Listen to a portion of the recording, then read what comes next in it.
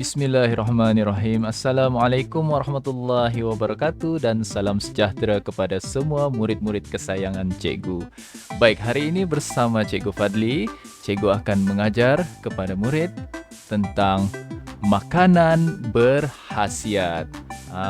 Apa itu makanan berkhasiat murid-murid? Baik, cikgu akan terangkan satu persatu. Baik, makanan berkhasiat ini ialah makanan yang dapat memberikan kalori dan tenaga yang secukupnya untuk badan kita. Seterusnya yang kedua, makanan berkhasiat ini mempunyai sumber vitamin dan mineral. Sumber vitamin dan mineral ini tujuannya adalah untuk memberikan kita kesihatan dan menjauhi kita daripada penyakit. Baik, seterusnya murid-murid, jenis makanan berkhasiat. Makanan berkhasiat ni ada pelbagai jenis. Yang pertama, buah-buahan dan yang kedua, sayur-sayuran. Kedua jenis makanan berkhasiat ini memberikan sumber vitamin. Baik, mari kita lihat apa contoh makanan berkhasiat seperti buah-buahan dan sayur-sayuran. Baik murid-murid, ini dia. Untuk buah-buahan, contohnya adalah seperti buah limau, buah nanas, buah pisang, buah tembikai, dan buah anggur. Dan sebenarnya ada banyak lagi buah-buahan. Boleh murid-murid cuba sebutkan nama buah-buahan yang murid kenal? Baik murid-murid. Seterusnya untuk sayur-sayuran pula seperti lobak, terung, sawi, brokoli, dan tomato.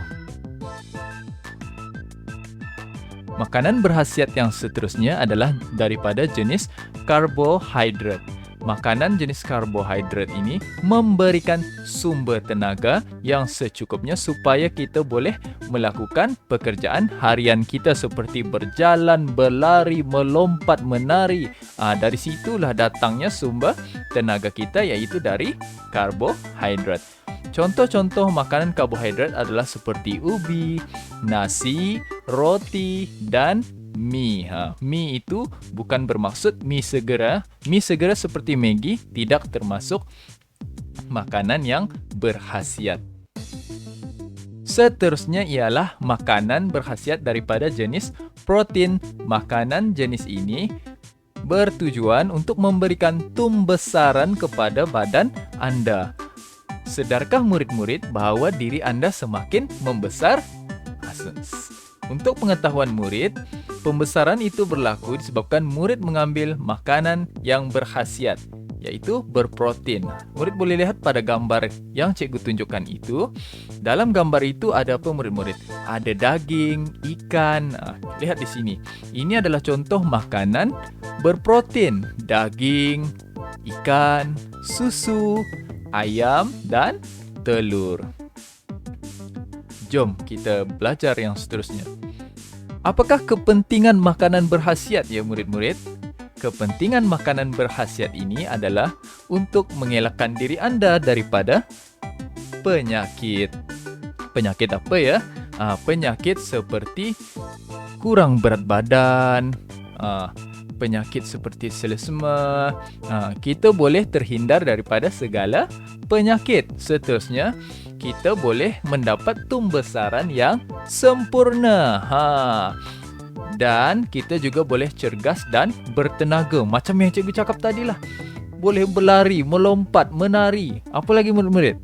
Itu semua kita boleh buat sebab kita cukup tenaga. Dan yang terakhir sekali ialah minda yang sehat. Kalau kita makan makanan yang berkhasiat, minda kita juga akan mendapat zat dan minda kita akan menjadi sehat.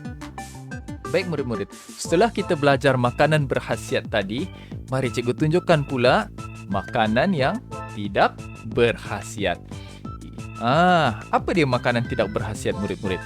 Makanan yang tidak berkhasiat ini adalah makanan yang mempunyai kurang nutrisi. Maksudnya, makanan tersebut tidak memberikan sebarang nutrisi, adapun tetapi sedikit.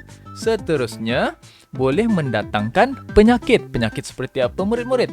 Contohnya, cikgu beri satu contoh.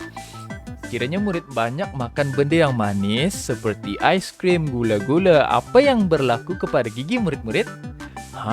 Gigi murid-murid akan mengalami kerosakan. Nanti murid-murid akan mengadu pada ibu atau ayah murid-murid. Ibu, saya sakit gigi. Sebab apa?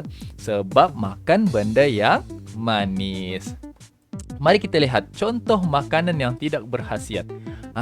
Ini adalah contoh makanan yang tidak berkhasiat, seperti makanan ringan, makanan segera, mie segera, gula-gula, dan air berkarbonat. Murid-murid boleh lihat pada gambar.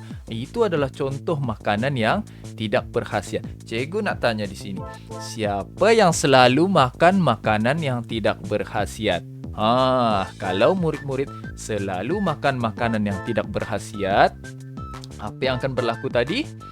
Murid-murid akan mudah menerima penyakit.